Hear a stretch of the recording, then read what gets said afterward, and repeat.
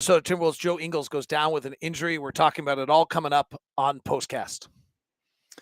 David Locke along with Ron Boone. We will have a very bizarre, weird numbers. What's it called? Angel number thing here before we're done today. I don't know what angel numbers are, but there's a weird, this whole night in the studio here has been funky because of angel numbers. So we'll share that with you before we're done tonight. I mean, we can talk about the Jazz losing their 11th game in 13. They battled pretty hard. They were within 4 at the half. They went into half, and I honestly just think the injury to Joe Ingles, I think, zapped them. At least I'm going to go with that as my feeling tonight. Joe Ingles, midway through, late in the second quarter, drove pick and roll like we've seen so many times, a little bit on a left-hand angle.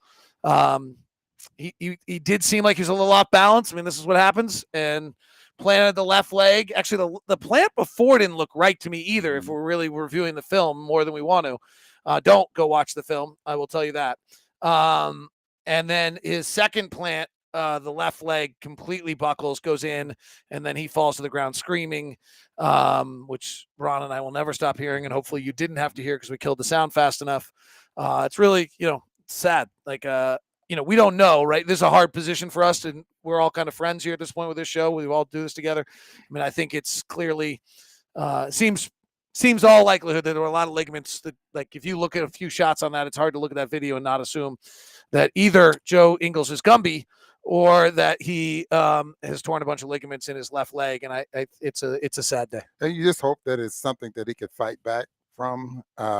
And I hate to bring up something like this, but sometimes injuries like that are career ending, and no athlete wants to end their career with that way. Joe is I think he's a fighter, and hopefully it's something he can come back off of with some hard work to rebuild. I mean, nowadays guys can do it. I mean, anytime you see guys rebuilding cartilage, or you see guys that come back with torn ACLs, back in the day they just couldn't do that, but nowadays with hard work you can. So there's no question that medically he can come back, and Right. then there's no, also, if we're just going to be really honest, there's no question it happens at a very unique, strange moment in his career. He's just accomplished his career goal, which is to get a bronze medal. His rest of his life is perfect. He's got a wonderful wife and Renee and 3 kids, and he's really dedicating his life to the treatment of kids with autism and the support of kids with autism. And he's a free agent at the end of the year. And so you start lining all these things up, and we'll see. And Joe, he also loves the game of basketball. This is a kid who, when he went to the Australian Institute and they told me I had to take classes, he's like, I'm not that interested in that. I'm really interested in shooting hoops. And then they told me he's supposed to get a job. He's like, well, how about I just get a job shooting hoops? And that's kind of who Joe is, right? And like, he's wearing his, chucks and chilling. And I think that's, I think that's, so there is a feeling that, yes, it would be ignorant of us to not say, and I'm sure Joe's thinking the same thing right now. Joe's sitting on a bus or in the back of a locker room with his guys and probably heading to an airplane, wondering whether or not, like, is this my last NBA plane flight? Was that my last NBA play? Certainly there's a possibility. It seems unlikely just because Joe's a fighter and a player, and hopefully that's not the report on the knee, but it is a possibility. Two things, David. I mean, there's guys that come into the league with tremendous amount of talent, and that's what they play on. And sometimes their career is not as long because they have talent, but they didn't have work ethic and smart enough to play the game. There's guys like that don't have a ton of talent, but they're smart and they work very, very hard to get to this level. And I think Joe has done that. I mean, if you look at his jump shot, and I wouldn't think that, okay, he gets it off slow, and it's no way that he can survive in as long as he has in the NBA, but he's proved everyone wrong.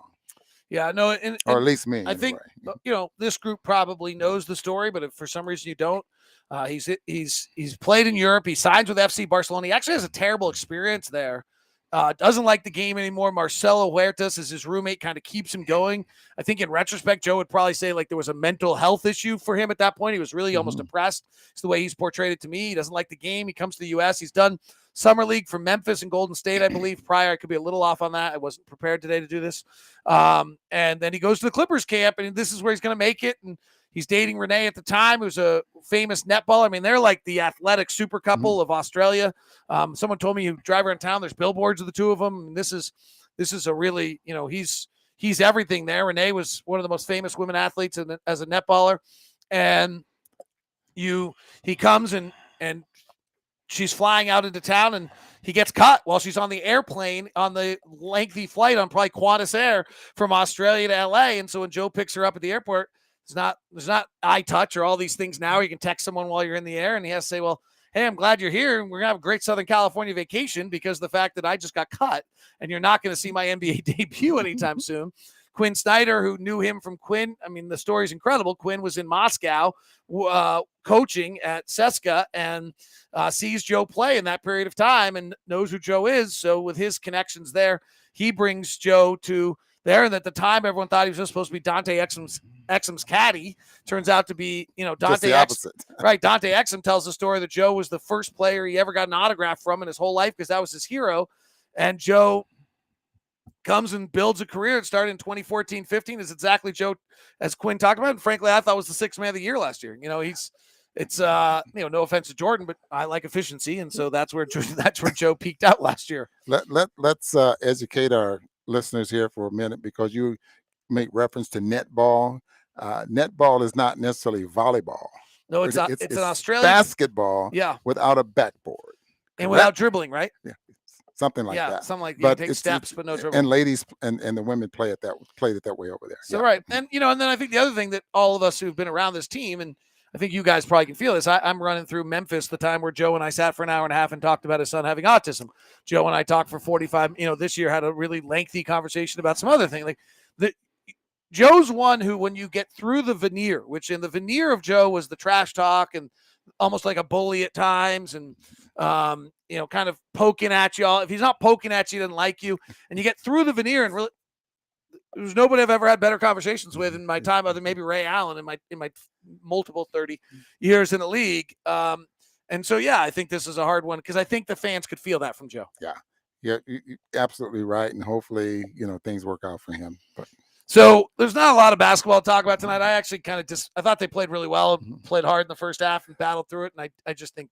And that's what you're going to run into. Shorthanded teams. I mean, there's a fight for so many minutes. There's a fight for a half or a quarter or something like that. And then the more talented and healthier teams should take over and win the basketball game from that point on. N. Garcia, I see your message. And if I say what I want to say to you right now, I wouldn't be able to call the next game. So I'm going to hold back on that. Because when you troll on a day like today, you are a loser. That's all I have to say. All right. Kristen, you grab my headset? You got to explain this to everyone. Ron doesn't share. We'll let you take off your mask. Okay.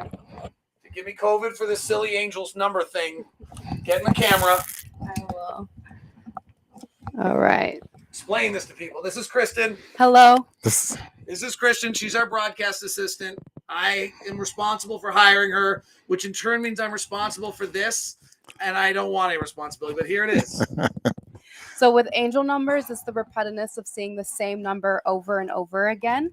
And on Joe Ingles' night, he went 3 field goal attempts, 3 3-pointer attempts, 3 rebounds, 3 assists, and was -3 on the floor. And when you see the repetitiveness of 3, that means your guardian angel is beside you to provide strength and ability in the next step of your life. And it also means that it can be a sign that joy can assist in any worse situation. So we're just wishing the best for Joe. All right. Did you add the -3 in there too? Mm-hmm. Oh. All right. My goodness. I don't know what that means. But it's the only positive thing we got for you. So we're going with it. Thanks, Kristen, for that.